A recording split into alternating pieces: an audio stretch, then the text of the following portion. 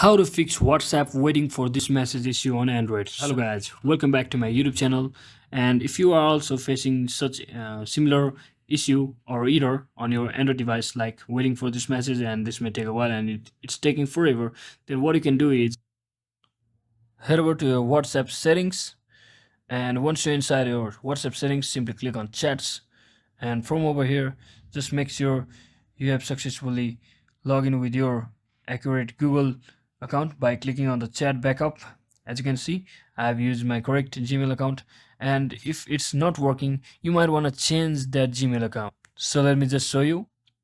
So once you change your Gmail account, simply click on the backup option over here and wait for some time for it to back up. And once it gets back up, and now what I want you to do is simply head over to your settings, and inside settings find the option called apps. So just click on our application and find the WhatsApp application.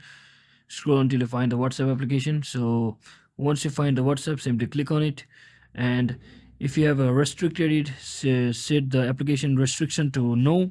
And once you do that, simply head over to your storage of the application and make sure you clear the cache and clear the data as well.